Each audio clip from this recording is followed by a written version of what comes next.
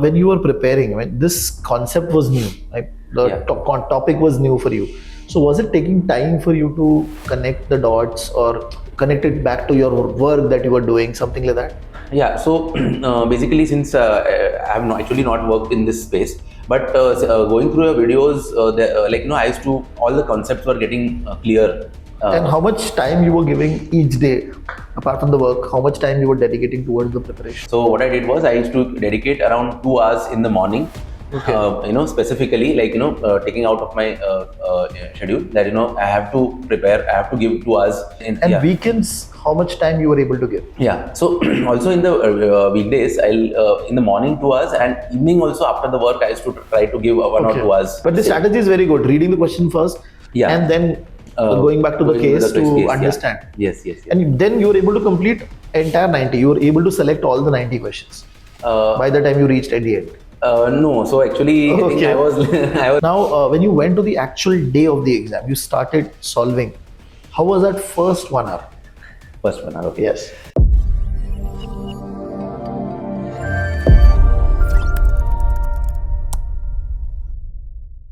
Hello guys, I hope everybody is doing good. Hi, this is Ganesh Nayak. I help finance professionals and students to excel in their career, and I also help students preparing for competitive exams in finance like CFA, FRM and SCR.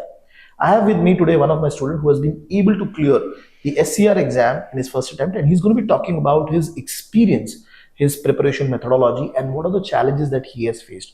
And we have with me Vaibhav. So Vaibhav, first of all, thank you very much for taking out time and talking to us. And for the audience, if you can guide us that what is your experience, okay, and when did you took a decision to start preparing for the SCR exam? So yeah, so I basically I worked I have around 14 years of experience in consulting. Okay. So basically, currently I'm in a consulting firm as a business analyst. Okay. And so basically, I started SCR basically. So this was totally out of my interest. So it all started in December 2024. Okay. When I took a decision that I should explore something in the climate risk space. So since this is a evolving space, so I thought that I should take up something in some certification in that. Okay. So I started exploring, and there I got to know about your Fintelligents as well on the website. So I explored the stuff, and you had given a very good introduction of the climate risk and all the pros and cons of the risk of the the course. Yes. So I just went about it, and then I took a decision in December that I will be going for this SCR exam. Okay. So I started preparing for that in December, and from December till around say April was the exam. So I did around, it was around 4 to 4.5 months of preparation. And how much time you were giving each day, apart from the work, how much time you were dedicating towards the preparation? Yeah.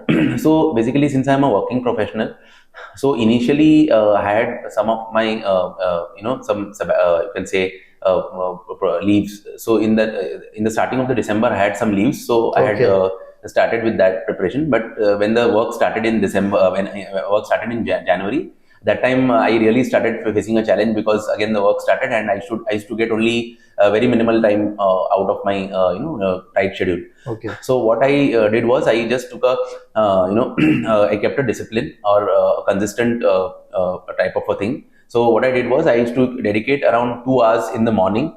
Okay. Specifically taking out of my schedule that I have to prepare, I have to give 2 hours in the morning, because morning you have a fresh mind, so you can in the morning I used to give 2 hours. And but that was every single day that was possible for you to do? Not very much, but then at least I should try. I gave my 90%. I gave my 100%, but it happened around 90% of the time where I could give. Maybe some challenges I used to face. Maybe I was a bit tired sometimes, but that was very occasional. Otherwise, I could make it, like I could take out time every morning. 2 hours every single day. And weekends, how much time you were able to give? Yeah. So also in the weekdays, I'll in the morning 2 hours and evening also after the work, I used to try to give 1 or 2 hours because I knew that I should, because this space was very new for me, and going through your videos and then also going through the book, Right. it actually going to take time. Then we have to solve the mocks, etc. So I knew that I have to give at least 4 hours at least for a day for me as a who is starting with the climate risk part. Okay. So in the evening also I has to give 2 hours. And coming to your question on the weekends part, so weekends has to give slightly more time, like around 5 to 6 hours every weekend. Okay. Yeah, that was at the start, but going towards the exam, I started giving more time in the weekends as well. Okay. Because obviously there used to be family commitments, but then I thought that since it's a 4 months time, then I should dedicate how much ever time I have so that I can just clear the exam. Okay. And your methodology of preparing was what? I mean, you were watching the video, then reading the textbook, or Yeah. what So was the what I approach? did was actually like first I saw all your videos. Okay. So chapter wise I used to do the videos, and after each chapter I used to solve the mocks which you The have. chapter-wise questions. Chapter-wise questions. Ah. And obviously, in your videos also used to cover the GARP, the Questions which were there. questions which were there at the end of the chapter. So it was a double thing. So end of the chapter questions plus the mock questions, and then I used to move to the next second chapter, and then likewise. So I finished that first, all the 10 chapters, and then I moved to the book. So once I finished all the 10 chapters, I had got some confidence that now I know. I mean, I have the conceptual clarity. So then I went to the book, and then I read each and every chapter fully from the book as well. Okay. And when I was doing from the book also, and like after each chapter, as you guided, I just went back and solved a mock The second quiz of the chapter. course. Yeah. So yeah. Okay. And so when did you complete your first watching of the entire video? Which date, which month, if you remember? That was somewhere I think around in March, when I would have completed around mid-March, when I would have completed my reading of all your videos. So actually I was knowing inside that there's some time crunch, and I have to go a bit faster. Okay. Because like I had already taken 2.5 months for the videos. So then after that, from March till April, I was entirely reading the book and solving the second and quiz. solving the second mocks Quiz. as well. Okay. Yeah. But when you were preparing, I mean, this concept was new, right? The topic was new for you. So was it taking time for you to connect the dots or connect it back to your work that you were doing, something like that? Yeah. So basically, since I have actually not worked in this space, but going through your videos, I used to, all the concepts were getting clear how I was watching the videos. So I think sometimes I had to go back to your videos again and again, maybe repeat the concepts or repeat the videos, see it again and again so that the concepts get clear. But I think once your videos were done, I think I was done with the concepts and I was confident about the concepts. But still, since there were some granular details in the book as well, and also a revision type of thing, so I went out to the book and read it once again. Okay. Yeah. Okay. And now, how many mock papers did you solve?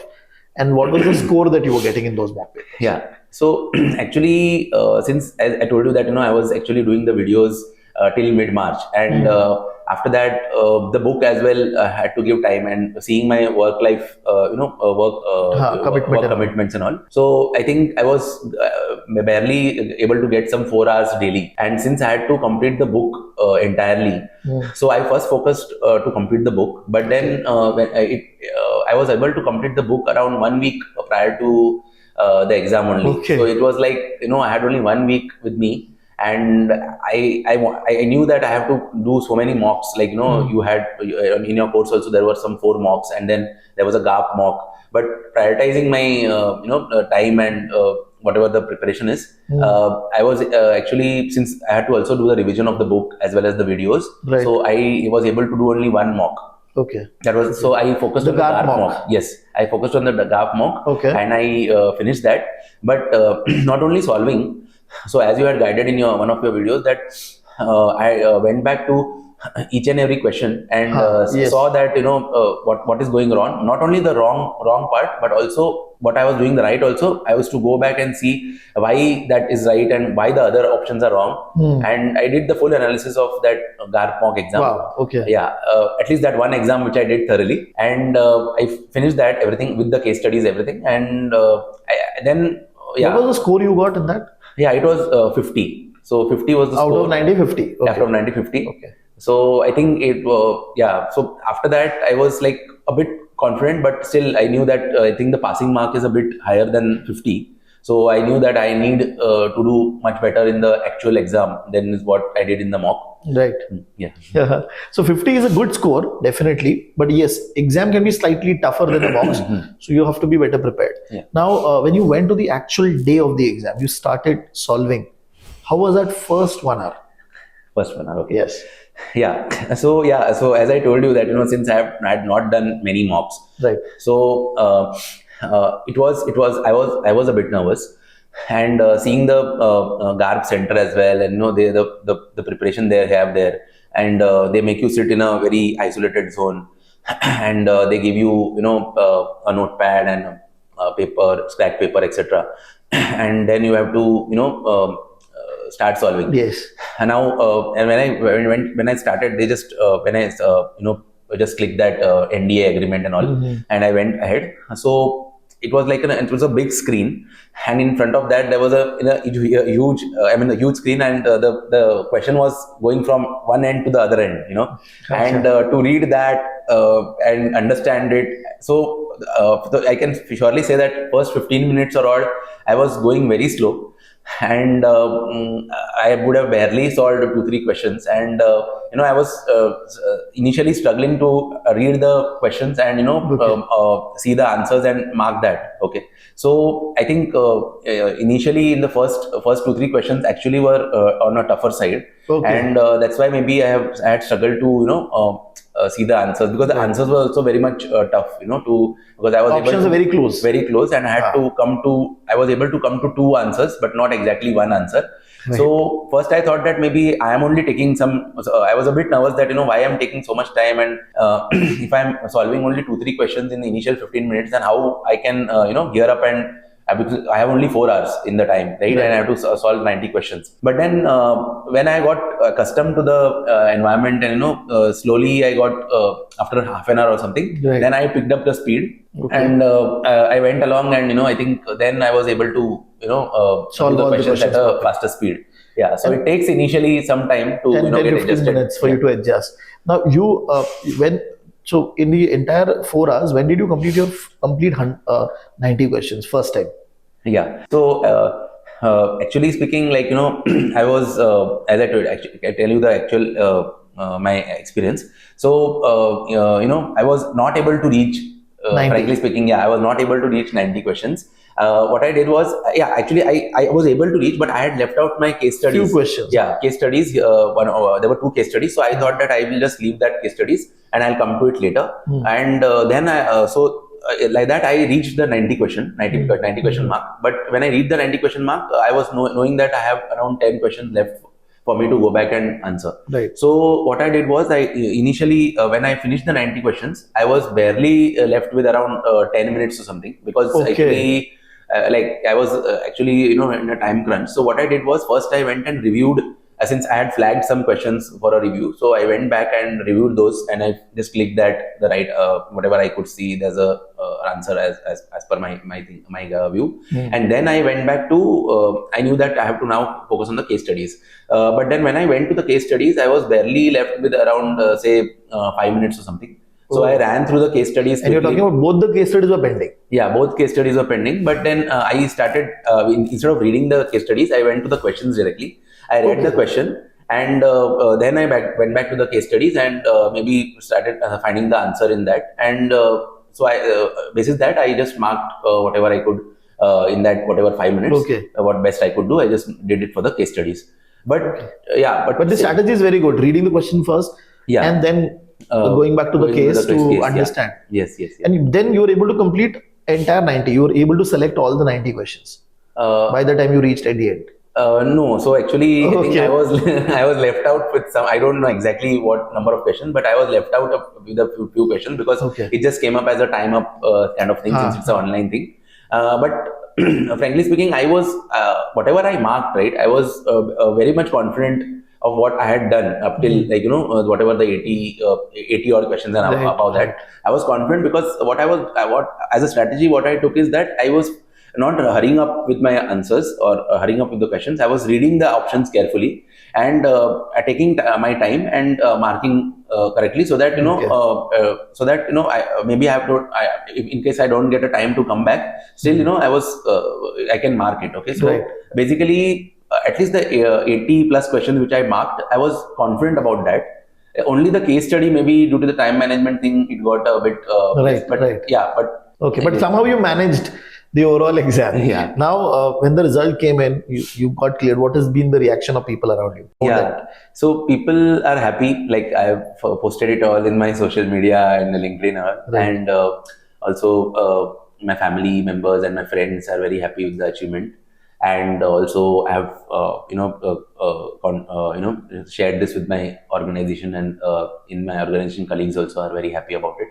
Wonderful. Yeah. Wonderful. Now, if somebody is preparing for the SCR exam, what is going to be 3 tips from your side?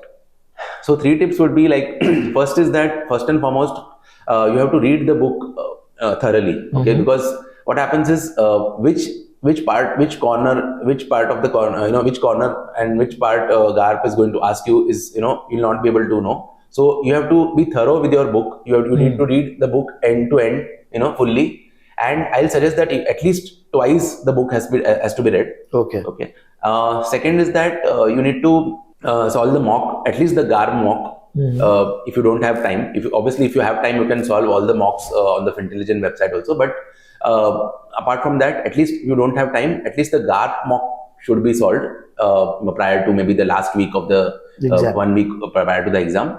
And not only solving, but going back and doing the analysis of the entire paper of the GARP needs to be done. Like if it is wrong, then why it is wrong, and what are the